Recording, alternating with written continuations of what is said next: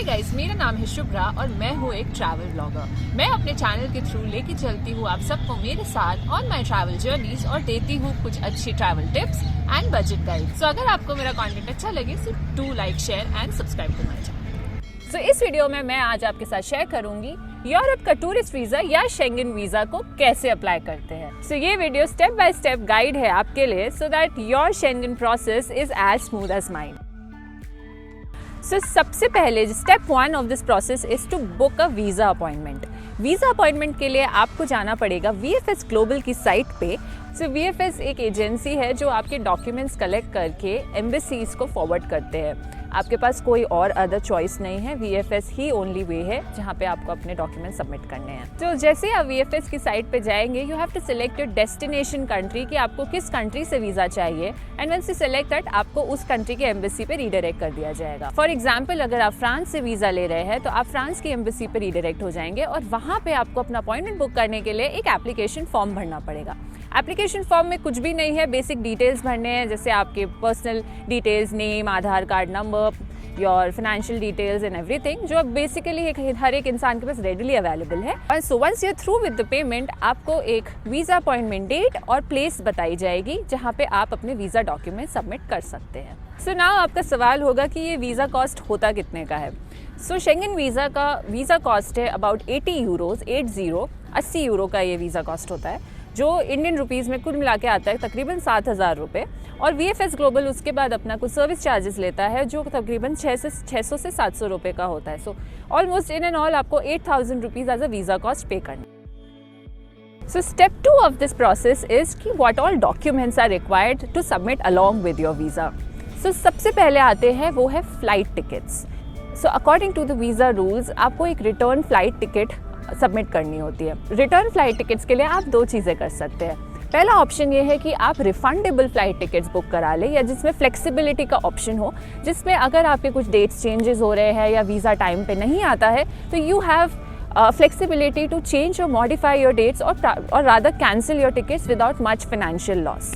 Second option आप ये choose कर सकते हैं कि आप डमी टिकट्स ले सकते हैं। डमी टिकट्स क्या होते हैं? डमी टिकट्स एक बहुत ऑथेंटिक फ़्लाइट टिकट दिखने वाला एक टिकट होता है जो वीज़ा एप्लीकेशंस के साथ आप सबमिट कर सकते हैं। आप ये डमी टिकट्स ले सकते हैं for a very minimal cost of about 1,500 to 2,000 rupees per person and you can get these tickets from these sites. Now you must be wondering whether the visa embassy will allow the dummy ticket. There are countries like Germany and Spain who have specifically mentioned in their websites that do not book the tickets until you get the visa. So in that case, they also accept the dummy tickets. Next document that you have to submit is the hotel bookings.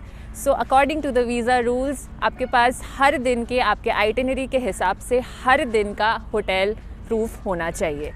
It's an easy step. बहुत सारी hotel booking sites है like booking.com या MMT, जहाँ पर आप जाकर पे eight hotel या फ्री कैंसिलेशन वाली बुकिंग्स कर सकते हैं। ये बुकिंग सिर्फ आपके वीज़ा एप्लीकेशन के लिए है और वीज़ा प्रोसेस होने के बाद आप उनको कैंसिल भी करा सकते हैं। तो along with flights and hotel आपको एक बहुत बेसिक सी आइटिनरी भी बनानी पड़ेगी which could be as basic as an Excel sheet with just mentioning of the dates and the location that you are going to be in. Just make sure while creating an itinerary आप हर दिन की booking और हर दिन का अपना plan उसमें बहुत clearly mention कर रहे हैं। सो फॉर एग्जाम्पल, अगर आप कहीं स्टे कर रहे हैं तो उन दिनों उन डेट्स की होटल बुकिंग्स आपको दिखानी पड़ेंगी और अगर आप ट्रैवल कर रहे हैं तो उन डेट्स को आपको एज अ ट्रैवल डेज दिखाने पड़ेंगे। And now coming to the financial documents which the visa application requires. Basically financial documents इसलिए लगाए जाते हैं ताकि एम्बेसी को पता रहे कि आप अपने ट्रिप को फंड कैसे कर रहे हैं। सो सबसे पहली चीज़ आपको लगानी है वो है आपके पिछले 2 साल के ITR, इनकम टैक्स रिटर्न के proofs. Next comes is your proof of fund. इसमें आप 2 चीज़ें लगा सकते हैं। एक इम्पॉर्टेंट डॉक्यूमेंट है जो आपको लगाना है, वो आपके लास्ट 6 मंथ्स का bank statement. Just to make your case a little bit stronger, you can also attach your credit card statements if you hold one. बस क्रेडिट कार्ड नहीं है तो आप अपने FD इन्वेस्टमेंट्स भी शो कर सकते हैं ताकि आपका ओवरऑल केस स्ट्रॉन्ग हो जाए and the embassy can believe you that आप अपने ट्रिप को फंड कर सकते हैं। Next document which I completely abide by during international trips is the travel insurance. Travel insurance की रिक्वायरमेंट शेंगन वीज़ा में एज अ कंपल्सरी डॉक्यूमेंट है, but in my opinion आपको ट्रैवल इंश्योरेंस हमेशा लेके चलना चाहिए if you are traveling to a foreign land. Travel insurance की importance क्या है? ट्रैवल इंश्योरेंस इसलिए दिया जाता है क्योंकि अगर फॉरेन लैंड में कुछ एक्सीडेंट हो जाए या कुछ चोट लग जाए या कुछ मिसहैप्स हो जाएं, उन सबको कवर करता है ट्रैवल इंश्योरेंस। ट्रैवल इंश्योरेंस से आप फॉरेन लैंड में उन सब भयंकर एक्सपेंसेस से बच सकते हैं and this insurance can actually help you out in many cases. Insurance लेने के लिए आप इन साइट्स पे जा सकते हो to compare those insurance policies, या फिर आप डायरेक्टली उन इंश्योरेंस साइट्स पे भी जा सकते हैं get you one.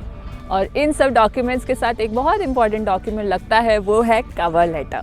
Cover letter के थ्रू बेसिकली आप अपने आप को एम्बेसी को इंट्रोड्यूस कर रहे हैं, उसमें आप अपने सारे डिटेल्स बता रहे हैं एंड अगर आपको कवर लेटर का टेम्पलेट चाहिए तो वो गूगल पे बहुत ईजिली अवेलेबल है। And the main important document that you have to submit along with it is your passport. Please make sure आपके पासपोर्ट में 6 मंथ्स की वैलिडिटी हो from the date of travel.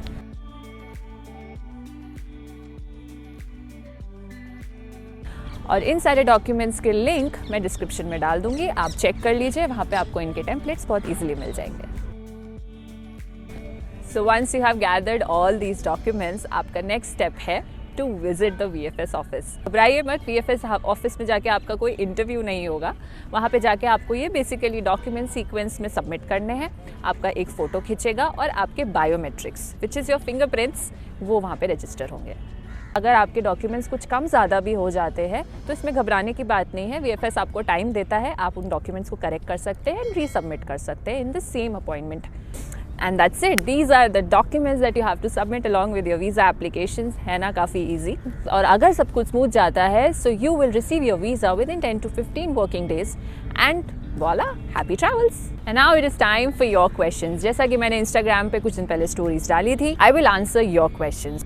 पहला सवाल है कि अगर वीज़ा रिजेक्ट हो जाता है तो शुड आई रीअप्लाई और क्या दोबारा कॉस्ट लगेगा? सो येस, अगर आपका वीज़ा किसी कारण से रिजेक्ट हो जाता है तो आप दोबारा अप्लाई कर सकते हैं and yes you have to pay again for the VFS appointment. Next question is how to decide which country you should select for the visa application. So the answer to it is according to your itinerary. So according to the Schengen visa rules, आप किसी country में maximum time बिता रहे हैं, आपके itinerary के हिसाब से आपको उसी देश से अपना वीज़ा अप्लाई करवाना चाहिए। फॉर एग्जाम्पल, अगर आप 7 दिन के लिए जा रहे हैं और आप 4 दिन जर्मनी में बिता रहे हैं एंड 2-3 दिन ही पेरिस या फ्रांस से बिता रहे हैं, तो you should go ahead with Germany consulate. Next question is it necessary to enter from the country you have applied your visa from? So the answer to is no. It's okay to enter from any other port, but better रहता है कि अगर आपने जहाँ से visa apply किया है वहीं कंट्री से आप एंटर करें। So this was all about the Schengen visa requirements. अगर आपको मेरा वीडियो अच्छा लगा तो प्लीज़ इसे लाइक करें, शेयर करें और मेरे चैनल को सब्सक्राइब ज़रूर करें। I will see you in my next video. Thank you so much for watching.